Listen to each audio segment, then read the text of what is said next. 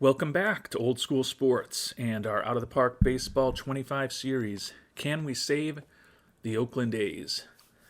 And we will begin this episode by letting you know that I have lied to you once again since our last episode.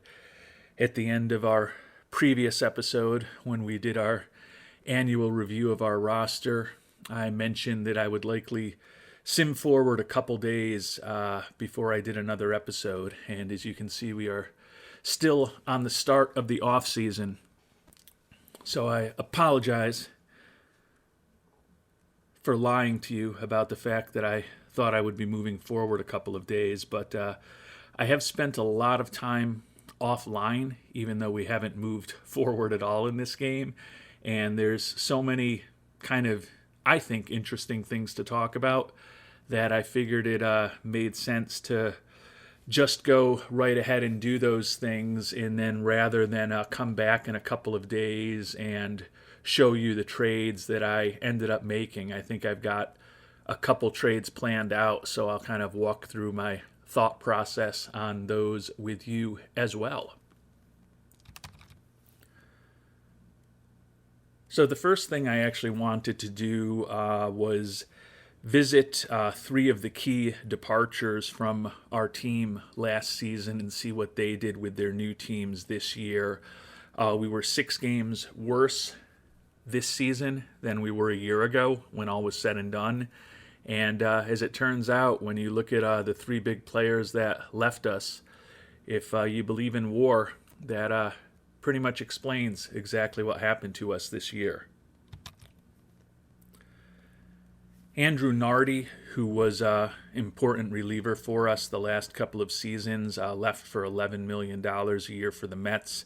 He led the National League in games and saves, put up a 3.25 ERA and half a win of WAR for the New York Metropolitans.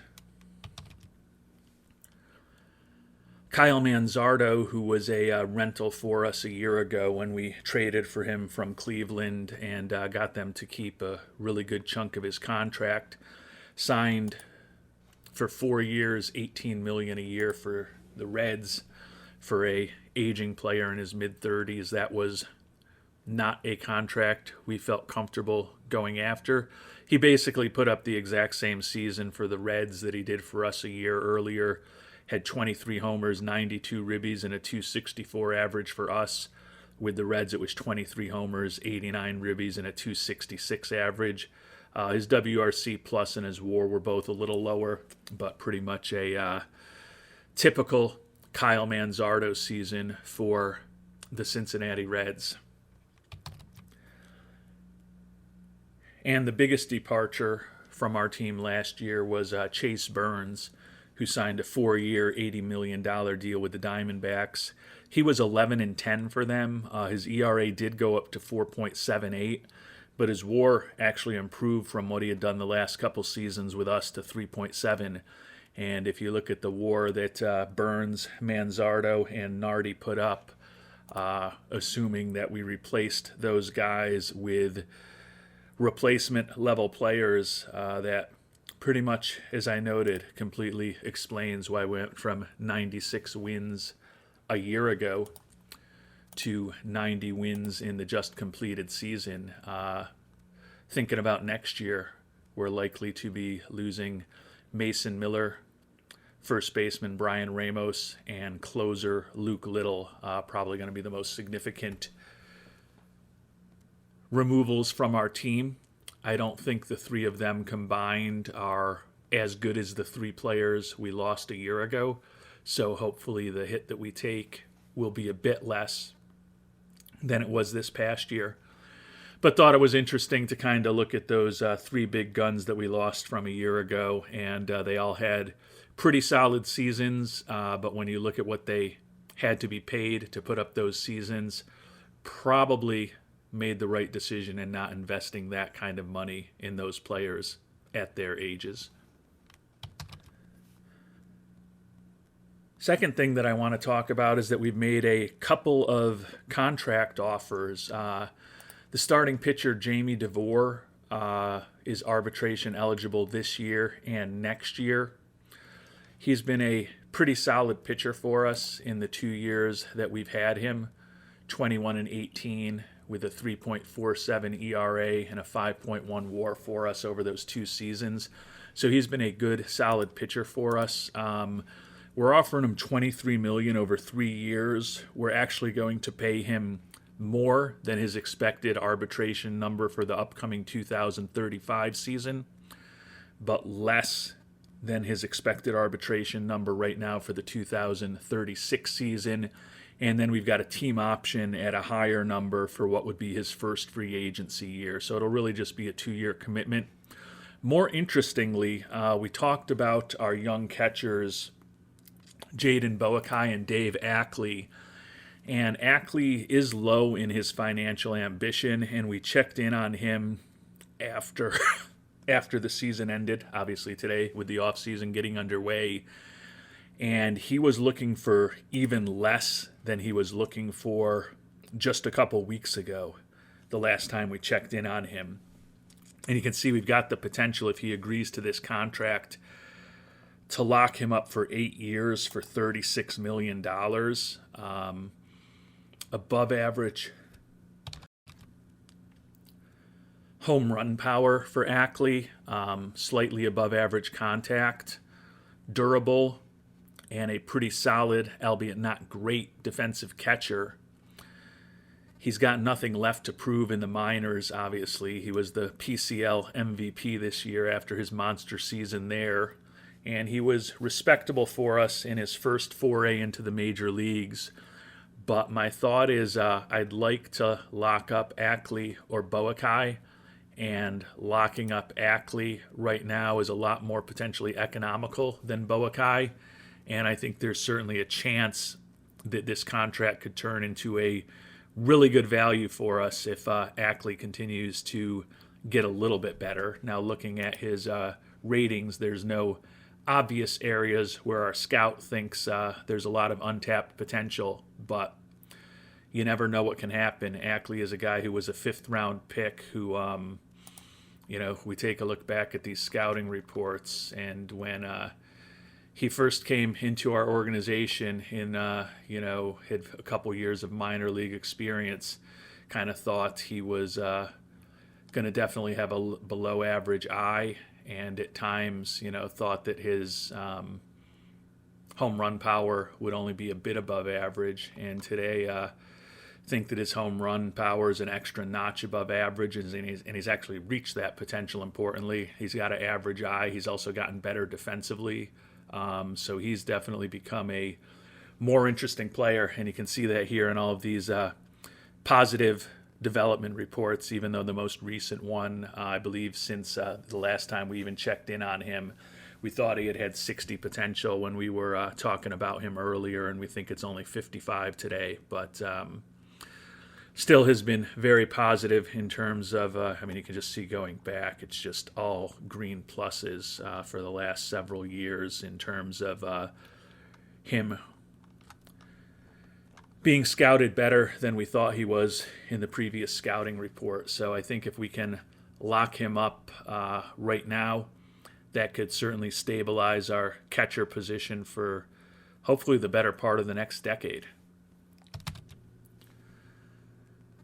And while we're talking about a very positive development story in the case of Mr. Ackley, seems like a good time to do our annual farm system review. You can see we are a middle-of-the-pack farm system right now, ranking 16th out of 30 overall. But I feel like over the last 2 or 3 seasons, all of the big investments that we've made into player development and scouting over the 11 years of this playthrough are really starting to play some dividends, because we're definitely generating useful major league position players and pitchers on an annual basis at this time. Outside of Jake Ortega, haven't really developed any superstars in our organization, and hopefully that will change over the next couple of years with some of these higher rated prospects. But I feel like we're actually in a pretty good spot with the farm system, even though we're not rated incredibly highly. And as you'll see, we've only got 3 top 100 prospects, but we've got, I believe, 9 prospects ranked between 101 and 199. So there's definitely some interesting young players in our organization. The top prospect remains Arturo Uresti, international free agent signing from 2030, number 24 prospect in baseball. Still think he is an intriguing prospect in terms of his ability to hit home runs and walk if he fully develops. We've had him play in center field this year just to learn how to play to the position, but ultimately he will be a corner outfielder for us unless something goes very wrong. We promoted him to A-ball this year, even though he was pretty bad last year when we promoted him to the ACL. But I've kind of found in the game, and I know some of you have found similar things, that it seems like a fair amount of players just stagnate in rookie ball and don't produce there. And sometimes you just got to suck it up once they're in their 20s and promote them to A-ball and see if they will sink or swim. And certainly got a bit of that from Uresti this year. The batting average was only 230, but that still was a almost 50-point improvement compared to what he did a year ago in rookie ball. And he had 20 doubles and 21 home runs and 456 at-bats. Still strikes out a lot, but it added up to a 115 WRC plus and a 2.9 WAR. Hopefully we can have him in the development lab this offseason and hopefully close some of these gaps, or if it's development lab driven, close one of these significant gaps that he's got between his current and his potential in these batting ratings. Because there are some positive personality traits there. Looks like he's going to be a pretty durable guy. And even though I don't think he's ever going to hit for a great average, that power and eye combination could still be very interesting for a corner outfielder down the line.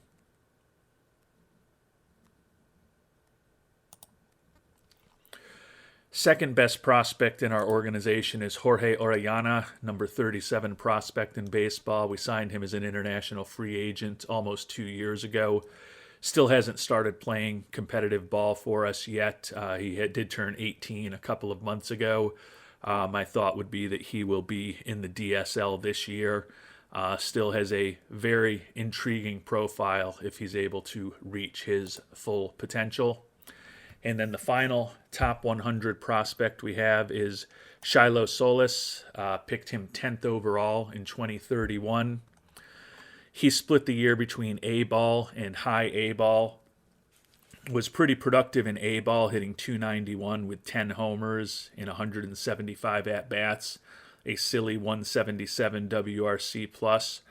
Struggled in high A-ball, hitting just a $178 and 258 at-bats, but it was one of those situations that we just talked about. He hadn't done much in rookie ball, but it was time, given his age, to just test him in A-ball. He did well in that test, and then he struggled in high A, so exactly what we have with him is still TBD. Think he could be a useful infielder. If that contact develops fully with kind of average-ish gap power, and eye, and average-ish plus speed, still think he could be a pretty interesting line drive hitter if everything works out. He'll be turning 22 before next season starts, so certainly no guarantees that everything will work out. But we're going to continue likely investing in Mr. Solis this offseason as well in the development lab. I mentioned that we've got a boatload of players ranked between 101 and 200 in the organization, led by Joe Harmon, second-round pick from 2032. He's one of these guys who's now spent 2.5 years in rookie ball for us, just turned 20 years old. He actually was an above-average player by the time this rookie ball season finished, although the batting average was only 210. Certainly would expect that we will be testing Mr. Harmon in A-ball next year. Matt Perry, our good friend, third-round pick from that same draft in 2032. He's another guy who spent 2.5-ish years in rookie ball, and we actually did promote him to A-ball before the end of this season. And he did pretty solid in A-ball, 2-2 record with a 3.13 ERA, struck out 29 batters in 23 innings pitched.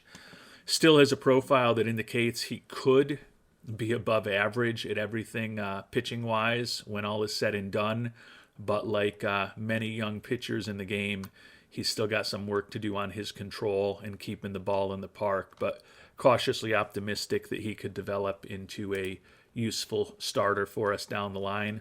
We've already talked about Dave Ackley, 25-year-old, took a long time coming along. He is a guy, and we talked about this when we did our season summary episode. We actually had him in rookie ball for parts of 4 seasons before we finally promoted him right to high A ball. And after being a guy who never hit above 258 in his first 3 years at rookie ball, he's never hit under 300 at any other level of the minors. Obviously, he hit only 219 with Oakland in a small sample size this year, but seems to be one of those guys that the light just went on for, and we're hoping that he lives up to the profile that we think he has, because with that home run bat and ability to make contact, plus defensive catcher with durability, I think he could be pretty good value if we do get him locked up to that contract that we have proposed to him.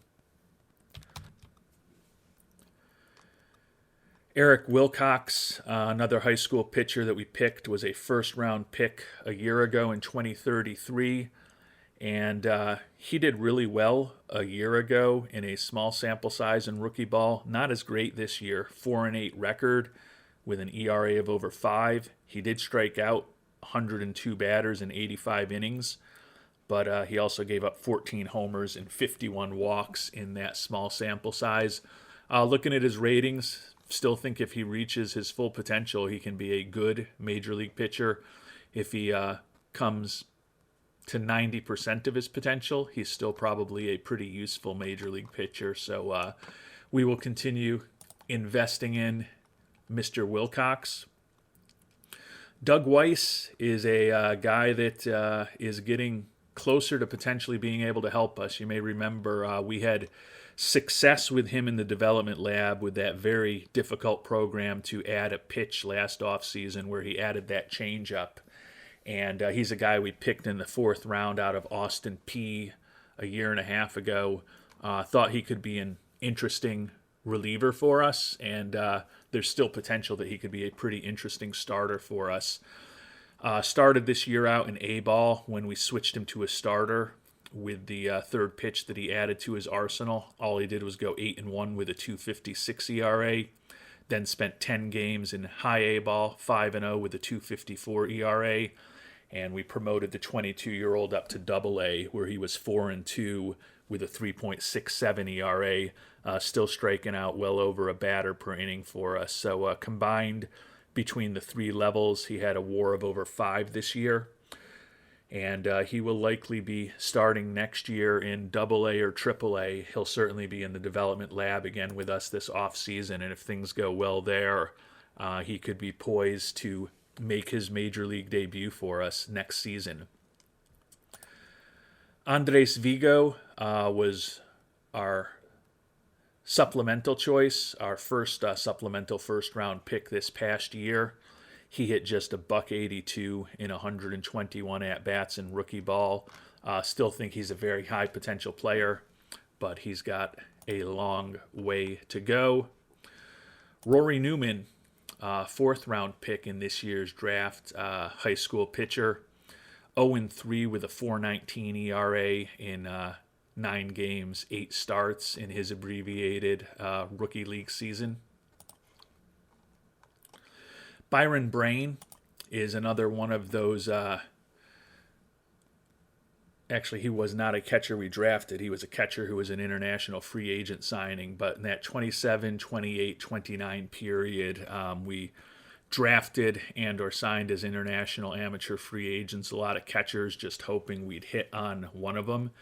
And quite honestly, with what we have now with Boakai, as well as Ackley, and potentially with Byron Brain, we're in a pretty interesting position as far as our catcher's room. Brain had a monster season in AAA, 46 homers and 102 ribbies, and actually did really well with us in Oakland. He is not as good defensively. He's not even in the same realm as Boakai, and he's certainly not as good as Ackley. But the bat here with potential 70 power and a 65 eye could end up being a bat, particularly if he gets the last 5 points in contact potential we think he has. Could be a bat that's even better than what we've gotten from Jorge Cabral. Now, granted, Cabral's coming off of a brutal offensive season, so perhaps that's damning with faint praise. But Brain kind of has similar potential home run power, similar contact and avoid strikeout ratings, and potentially a better eye than Cabral. So as a first base DH type who could catch for us in a pinch, I think the left-handed hitting catcher is a interesting prospect to have in our organization. And then last but certainly not least is a guy who I think is going to be competing to be on the major league team this year, and that's Steve Allison, 5th-round pick out of Baylor in 2031. We've been playing him in right field this year just because it seems like we're actually a little bit lacking with outfielders right now, at least differentiated outfielders. But ultimately, Allison is going to be an infielder for us, most likely. Looking at his ratings, 60 or above in infield range, error, arm, and turn double play, and looks like he can play a good second, a competent third, a competent shortstop, and a great first base. And Allison's bat is not incredible, but if he's able to achieve a little bit of the power we think he has, maybe get his eye a little better, could be a pretty interesting offensive player. He hit 280 with 29 homers and 88 ribbies, as well as 41 doubles in AAA Las Vegas this year. 108 WRC plus doesn't jump off the page, but still certainly looks like a guy who could be a pretty interesting player to put in the mix as a infielder for us for the next few years. And we talked about in the past episode that we've got a lot of guys on our 40-man roster now and feel like in those corner outfield first base spots especially, we've got a fair amount of pretty generic right-handed hitters. And I think if we're able to trade away some of those guys, Allison is someone who could certainly come up to the major league team next year and perhaps be even better than some of the guys that we might be getting rid of soon. And we'll check in on a few of the other players who aren't in the top 200. I won't touch on all of them, but Greg Moreno is the 3rd-round pick who was impossible to sign, that we used some of the extra money we had built up this year to bring on board. He hit 201 with 5 homers and 134 at-bats. Was not embarrassing. He was basically replacement level as a 18-year-old in rookie ball right out of high school. Hopefully he'll be a bit better next season. Jesus Saldana, you may remember him, international free agent signing from 2032. Had really high expectations for him as a pitcher. Honestly, he hasn't met them yet. He was pretty good in the Dominican League, spent a good part of the last season and a half in rookie ball for us at the ACL. And then we did end up promoting him to A-ball late summer, and he went 1-2 with a 4.60 ERA. Did have 11.7 strikeouts per 9 innings, but he also walked almost 5 batters per 9 innings and gave up a home run every 4 innings pitched. So still have hopes for him, but I don't think he's been as dominant as we would have hoped. And certainly when we look at his potential from when we brought him on board, he's definitely, his ceiling has come down significantly as we've gotten to know him better. But he has added a mile an hour to his fastball since we started learning about him.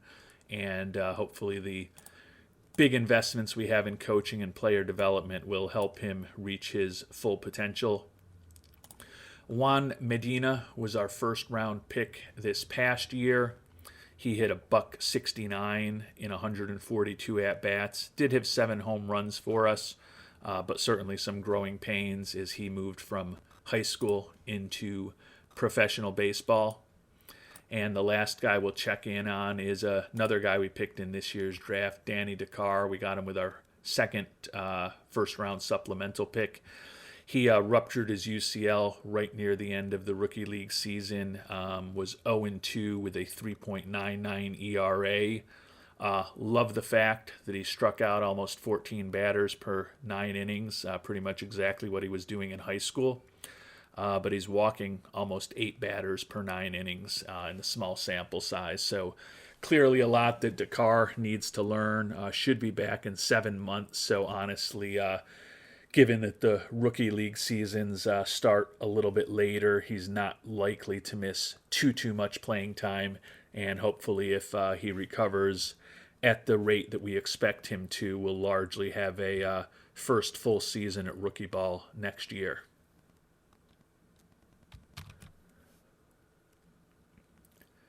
So as we finish up talking about our farm system and our minor league system ranking and some of the most interesting prospects in our organization, logical time to dig into the development lab. And as we talked about last season, we moved from 8 slots to 10 slots, and we're actually going to change that this upcoming offseason. We'll talk about the 10 slots that we've filled right now and a lot of familiar names from some of the best players in our organization, as well as some of the top prospects in our organization. Uresti and Solis, 2 of the top prospects, going to work on seeing if we can maybe draw some more walks with those guys. Jeremy Scholl, reliever who we signed to an extension, going to work on secondary pitch improvement, as is the prospect Josh Mangano, who got his introduction to the majors this past year. We're going to try strength and conditioning with Jake Ortega again. We're hoping that we find out that Ortega is an MVP of the American League in a few weeks. But other than his BABIP, he's pretty much fully developed. We put him in a strength and conditioning program last offseason that did not pay any dividends. At 27 years old, going to give it one more chance with him. And similarly, Alejandro Landin, a guy who we've also signed to an extension, listed as the number 53 prospect in baseball, made his debut this year. He is largely fully developed, we think, as far as his batting ratings and his current versus his potential, but he's fragile physically, so we're also going to put him through a strength and conditioning program. The last 4 programs, we talked about the young outfielder Steve Allison. We're going to see if we can get him to be hitting more home runs.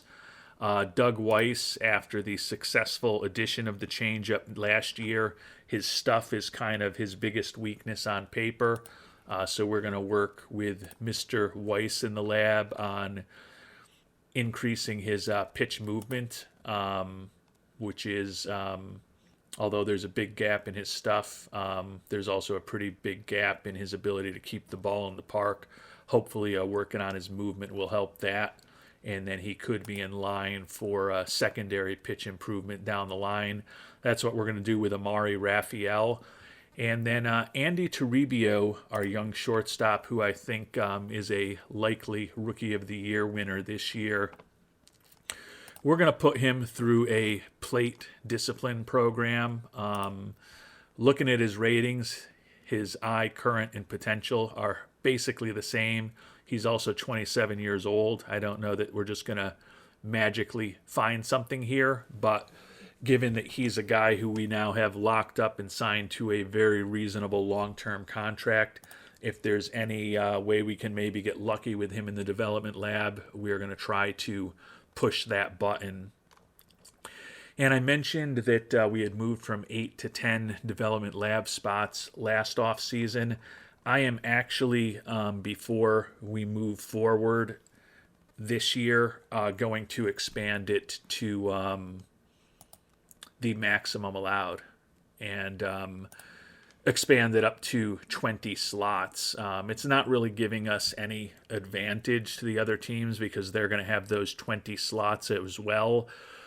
But what I've started to do over the last season, plus at this point, is track exactly who we're putting through each program each year and the age of the player, the personality traits of the player, the player's current and potential ratings in the particular skill that they're looking at. And I've put a spreadsheet together. I'm just starting to try to put together something that's a little less anecdotal as far as how the development lab works. And obviously, if I do 20 development lab spots each off season instead of 10, that will give me twice as much information, and hopefully I'll be able to come up with something that's less anecdotal as far as how I think the development lab works in a shorter amount of time by having more folks going through the lab and also tracking the results less in my head and more in a spreadsheet. I think my beliefs for the development lab at this point are that it seems to work best with guys in their early to mid to late 20s, say 22, 23 to 26, 27 years of age. I found the teenagers and even the 20 years olds have generally not gotten great results in the lab. And I honestly haven't tried too many guys in their late 20s. Another part of the reason of doing this is to open up some additional spots, and I will be putting some older and younger players through just to try to get more substantive evidence about what works and what doesn't work. The other things I'm focusing on, as I mentioned in the development lab, was is there a player who is untapped potential versus non-untapped potential? My thesis is that a guy like Andy Toribio on a plate discipline program where he's 45 out of 45 in terms of his eye is likely to ultimately be less successful than a guy like Steve Allison who's doing a power program where he's 45 out of 55 and we can see a gap between current and potential. Now, certainly the fact that the bat speed program is more difficult than the plate discipline program also is going to factor into things. But I think expanding the sample size to 20 players each year, keeping some more significant actual records of how things are going rather than just trying to remember it in my head, will ultimately, hopefully, let me make some more intelligent decisions about the impact that age and current versus potential ratings and player personality characteristics have on ultimate success in the various categories. So that's kind of what we're going to be working on here going forward. So I am going to be adding another 10 guys in here. Some of them, as said, are going to be 18 and 19-year-olds just to get data points. Some of them will be older guys, but trying to track all of the different programs and how many players we put through each of them and start trying to get a little more substantive actual data and evidence and information as to what works and what doesn't work. And obviously we'll be sharing any hypotheses that I come up with you in the coming seasons of this playthrough. And the last thing I want to do before we finish off this episode and ultimately actually start moving forward with this offseason is talk about the trade market. And I mentioned at the end of the last episode that we had been scouting several players, most of whom were pretty popular, that we were hoping to look to trade for in the early stages of this offseason to maybe use some of the surplus talent on our 40-man roster to open up some additional 40-man roster spots to protect some of the good young players that we've talked about who are now going to be Rule 5 eligible in about a month and a half when we get to the Rule 5 draft. And the other point is to try to bring some popular players onto our team to improve our very mediocre fan interest that Mr. Fisher yells at us about every year. We did make the easiest trade out there. You may remember that I said Alfredo Guerrero was kind of the guy that I thought would be the cheapest on the trade market, and we basically got him for a 4A guy. The issue is that Guerrero was only very popular, not extremely popular, and we didn't end up getting any type of bump for bringing him on board. So with these additional trades that I'm thinking about doing, I'm going to focus on extremely popular players to try to get any bump that I can. And honestly, since we didn't get a bump in fan interest with Guerrero, and he's got a very marginal profile to make our pitching staff, he would definitely be the 7th or 8th guy out of our bullpen. If there's any value in me just flipping him in one of these deals to get somebody else, I'll certainly consider that as well. Just to show you some examples of what we're not going to be able to do, Juan Padilla is a young closer in the Giants organization. He is a pure reliever, but a very interesting relief prospect who over the course of his first 2+ years in the majors has put up a 141 ERA plus and an 86 FIP minus. He also happens to be extremely popular. Would love to bring a guy like that on board, but you can see we've got no player who makes this deal work.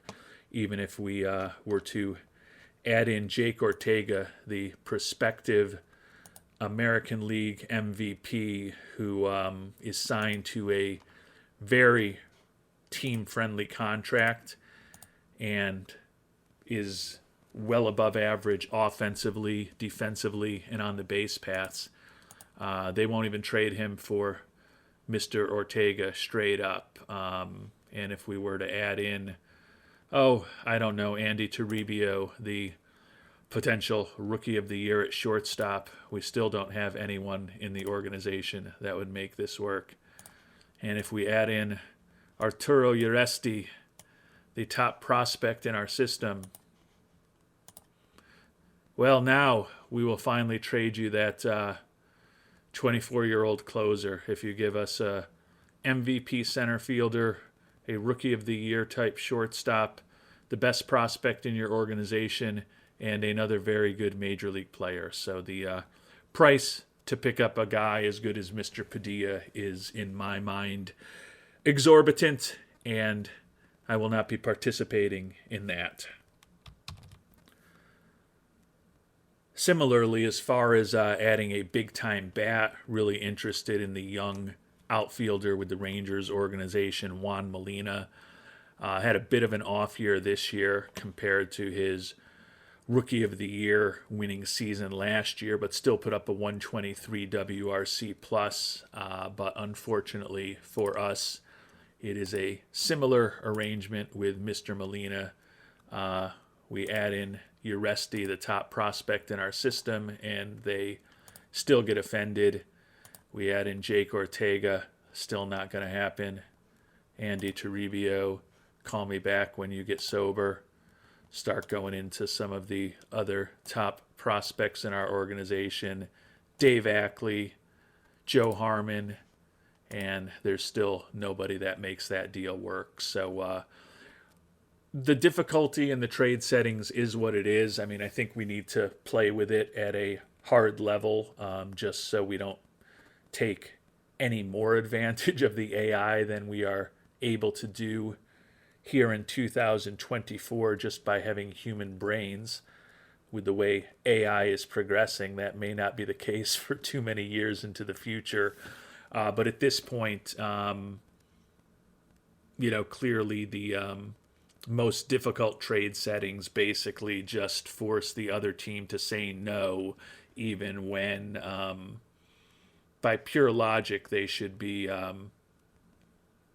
desperately thanking us for giving them all of this talent for a guy who is a good corner outfielder with an excellent personality, but not necessarily the impact player that a guy like Ortega is. Dave Marchand, another guy in the Rangers organization, extremely popular. Also coming off of a bit of a down year where he was barely an above average offensive player, didn't even provide a win above replacement. And he's a guy who's a 4-year veteran who's now going to be making about $7.5 million in arbitration.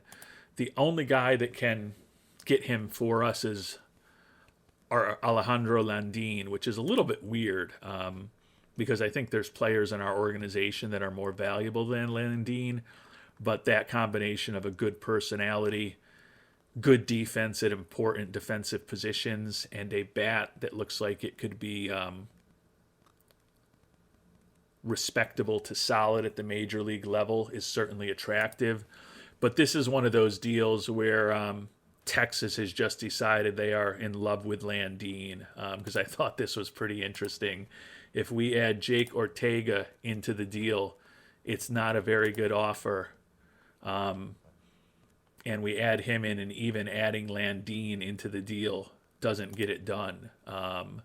Ortega and Landin together, okay, yeah, now we can add in one of the best players on our team in addition to the best player on our team and one of the top prospects in our organization, and they'll send us a 28-year-old first baseman who's a good but not necessarily great offensive player. So unfortunately, we're not going to be able to play at the highest end of the market for these extremely popular guys in their mid-20s. I've worked out all of the different permutations, and some of you may disagree with me as far as the price I'm willing to pay, but I think the price for the 3 guys that we've looked at, and there's several other that are similar, are just too rich for my blood. But although we're not going to be able to play at the highest end of the market, there are some trades that I think we can get done. You may remember we used Brady Harris as an example of the types of guys that we were looking at in the last episode, and now that we can actually work on constructing some trades and getting some feedback from teams, he's a guy that I think we could bring on board. He's similar to Mr. Marchand in that he's got 4 years of experience, so he's not going to be cheap. We're going to have to give up significant resources to bring him on board, and he's going to be making about $9 million this upcoming year. But he is an extremely popular player, and he has been a good offensive player over the 4 years that he's been in the majors, hitting 25 to 30 homers a year with a 111 WRC+, has put up a 3+ WAR each season. He's not a great player, but he is a good offensive player, and especially in those corner outfield spots, we have really struggled at time to time over the past several years to generate just consistent, solid offense from those spots. And I think that Harris could be a guy that could help us do that for the next 2 years. It probably really is only a 2-year thing while we've got him in arbitration for this upcoming season and then the year after, because he is high in his financial ambition and low in his loyalty. So that doesn't necessarily sound like a great combination for long-term success in Oakland. But he is a good offensive player, a really good defensive corner outfielder. He won a Gold Glove a year ago. He was the Rookie of the Year in 2031.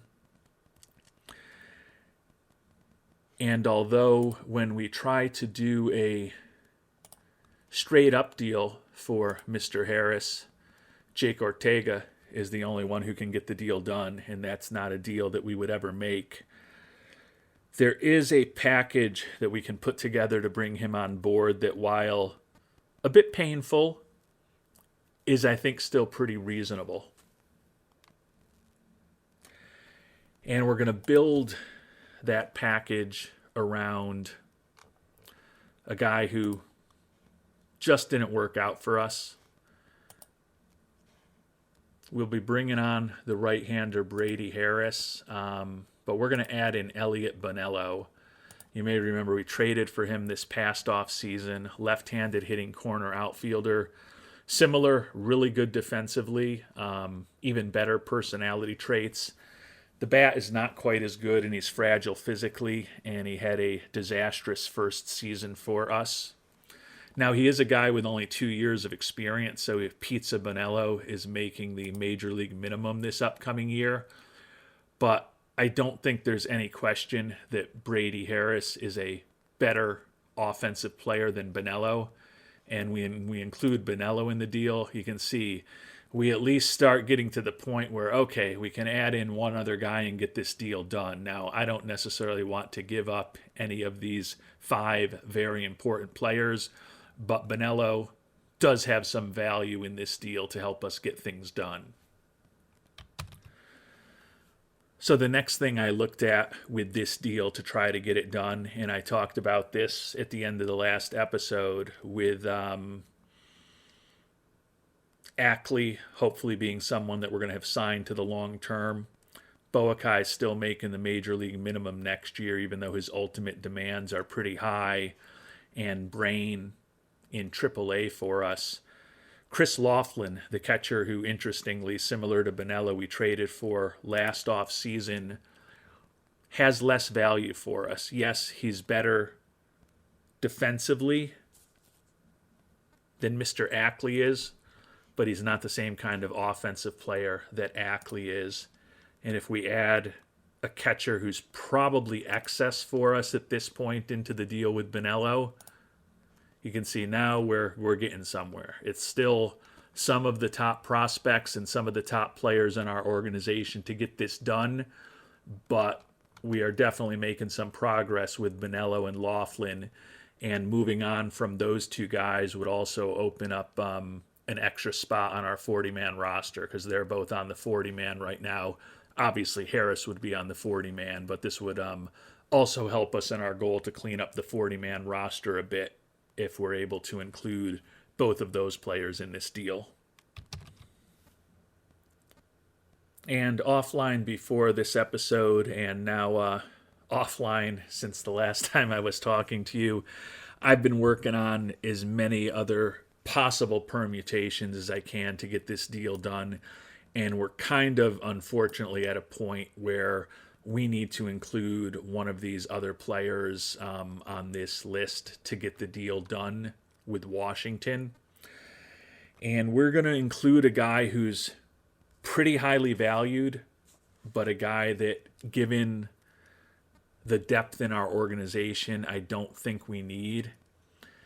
And that's the excellent young infielder. Actually, he's not that young. He's almost 28. I call him young because he's new to our organization, as we picked him up just before the season started in that Bertrand Albrighton trade.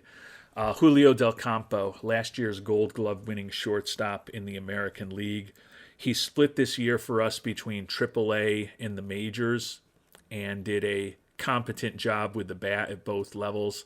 Obviously, his glove is strong and not a question at all. But he's almost 28 years old at this point, and although he had his best offensive season with us with an 83 WRC plus and 61 major league at-bats, he's got over 1,200 major league at-bats at this point with a career WRC plus of 59. I don't think he's necessarily going to be a big-time offensive player for us. To me, this batting profile looks a little better than a 60 WRC plus player, but even if it's a 70, he's certainly not a perfect player. I'd love it if we could include somebody else besides Del Campo to get this deal done, but we just can't. And although I love that glove, when we think about this team, we're going to have Toribio back at shortstop next year. We've got him signed for the medium to long term. Probably have Landine as our second baseman next year, and we've now got him signed for the medium to long term. We've got last year's starting second baseman, Mr. Estrada, the international free agent, who's in the mix to be a middle infielder for us next year. And then Steve Allison, the former high draft pick that we talked about, is one of the top prospects in our organization, who could also certainly fill a middle infield starting spot or utility role for us. So as much as I like Del Campo, I think we're still getting the best player in the deal with Brady Harris, and including Del Campo opens up a third spot for us on the 40-man roster. I'm going to see what kind of cash they'll throw in to get this deal done. I don't think it's going to be a huge amount. Harris is definitely better than Bonello. Laughlin is number 4 of the 4 catchers that we have in their early to mid 20s, in my opinion, so he's definitely excess. I'll miss Del Campo's glove in the middle infield. Those of you who have followed me over the years know that I love to have a strong defense up the middle, but as I talked about with Toribio, Landine, Estrada, and Allison, we've got a bit of a surplus of middle infield type guys. And although Del Campo is probably the best glove of the group, he's one of the weaker bats. And if he'll get this deal done for us, I think we need to do it. As I mentioned, Harris is not a perfect guy because he's got to be making $9 million this year and probably $13 or $14 million next year. And he's probably not a guy who's going to be with us for more than 2 years, but he's better than Bonello. Laughlin is absolute surplus, and although Del Campo has value, he's going to be 28 years old soon. He's been in the majors for part of 4 seasons and never shown that he can consistently hit major league pitching. As much as I love the glove, I think the other guys that we're going to keep around are largely better than him. And there's no guarantee that he's even going to make our 26-man roster this upcoming season. Now, granted, part of the reason we traded for Del Campo was that he's still got another option year left next year when we dealt Al Brighton. But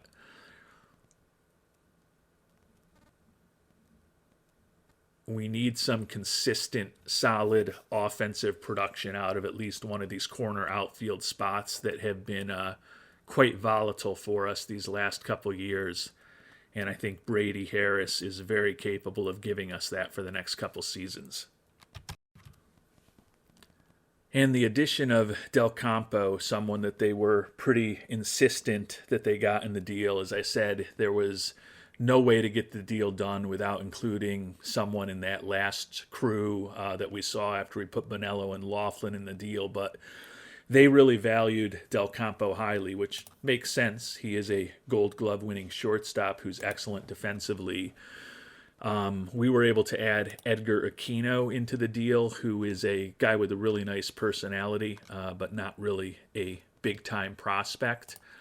And in addition to Harris and getting about $2 million cash back, we're able to get 2 decent pitching prospects as well.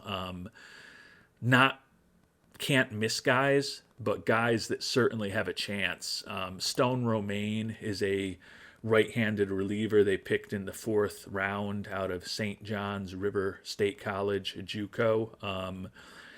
He came up at the end of this past season and had an ERA of close to 5 and 22 1/3 innings pitched. Got to develop that cutter. His stuff and his control are both below major league average, but he does throw in the mid to high 90s. He's a guy who, at this stage in his career, still has 2 option years left. So he should be battling for a spot on our team going forward. And then Arturo Quezada, another guy that's a marginal prospect, but he's high leadership, high intelligence, prankster personality, so good in the locker room. had a 7.79 ERA in AAA Rochester this year, so certainly doesn't, at the age of almost 24, indicate that he's ever going to be a big-time major league pitcher. But could he be a useful right-handed arm in the minors for the next few years? Definitely. He's a guy that's got 3 option years left. They basically were just willing to throw in those guys, presumably because they had a lot of value on Compo. So I'll take everything that I can get in return. Clearly, Harris is the main reason that we're doing this deal. Like Harris more than Bonello, and ultimately Laughlin and Del Campo are kind of excess to requirements for us. So although it's probably just a 2-year rental of Harris, we are going to go ahead and complete this trade and hope that the extremely popular Gold Glove winning former Rookie of the Year Harris, heading into the prime of his career, gives us a little bit of a bump in our fan interest as well.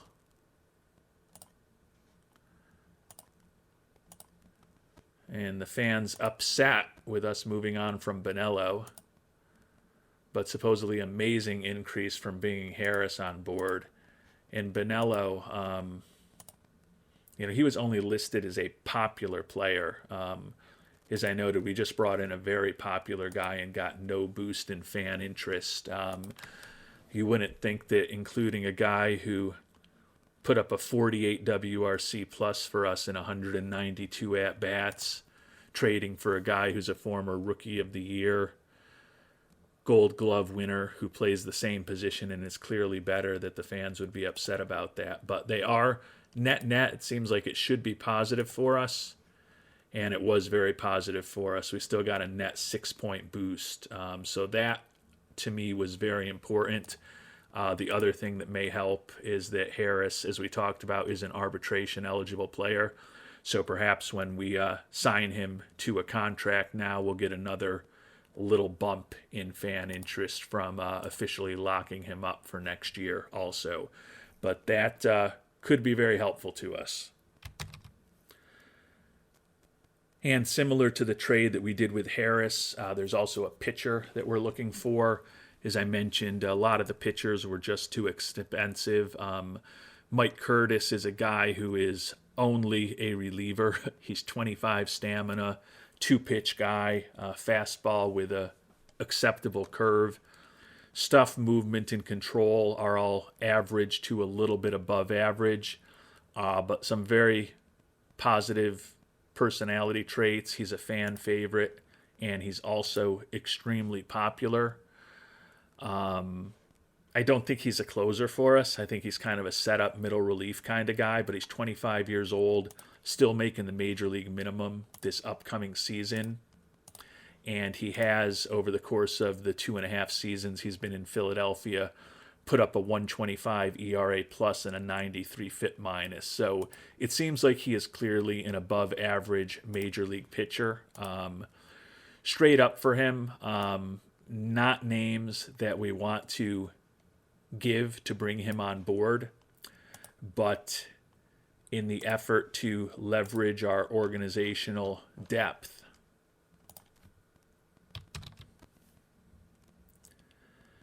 And I have to thank frequent commenter and member of the Worldwide Scouting Department, YME943, for helping us get this deal done. But you may remember last year we were looking at Juan Acevedo, who was an independent league player that was potentially interested in signing with us. I thought, looking at his profile, he was kind of borderline. Liked his defense and personality, just don't know about the bat. And we certainly saw that, where he put up a 70 WRC plus and 239 at-bats at the major league level. So for $2 million, he's another one of these guys who's a useful-ish major league player for us. But we've got a lot of kind of corner outfield, infield DH types that are useful-ish major league players. Acevedo is a lefty hitter than a righty hitter, so that's a little unique. But if we include Acevedo in this deal, that basically opens things up so that it's pretty easy to get the deal done. So we are going to ultimately use Acevedo as some trade bait. I don't think with the recent addition of Mr. Harris, there's any way he's going to be on our major league team next year. So by including Acevedo in the deal, all we need to add in is the 4A pitcher Mason Albright, who had a solid year for us in AAA last year, but he's basically, I don't want to say he's a replacement-ish level guy. He's a guy with 3.5 years of major league experience. I don't think with the way that our team is set up, he's a big part of our future, but he's certainly a good, solid left-handed pitcher. But I like Curtis better, largely just because of the popularity that we're selling out for this offseason. So happy to include Albright in the deal. We'll also get $700,000 back in return to give us a little bit of extra money to spend. So the hope is when we complete this trade, I can't imagine that a reliever is going to give us the same type of fan interest boost as we got from a 4-year veteran outfielder in Harris, who's a, as we mentioned, Rookie of the Year / Gold Glove winner. But hopefully Curtis moves us a little bit in the right direction. Claim it's a significant interest, but sometimes the execution of those significant interests is not all that noticeable. Got us a point, though. So 2 trades, and the net was 7 additional points of fan interest to hopefully help us in terms of our ticket prices and attendance, and ultimately the amount of revenue we generate at home next season. Cleared off several spots on the 40-man roster when all was said and done. And by bringing on Harris, the outfielder, and Curtis, the relief pitcher, I think we've also made our roster better for 2035 than it was before we had either of those deals done. So certainly interesting to have to get rid of Bonello and Acevedo and Laughlin and Del Campo and others. Gave up a lot of valuable resources in return, but we by far got the 2 most popular players. I think Harris was the best player involved in any of those deals. He's likely a 2-year rental. It is what it is. Those are kind of the games you have to play sometimes, being with the A's. Curtis might be a guy that we can lock up a little bit longer, but I think, as I said, the roster's better now, today, than it was a few hours ago when the offseason began. And with that, we will call it an episode. It's possible that I actually will sim forward a few days between now and the next time we're together.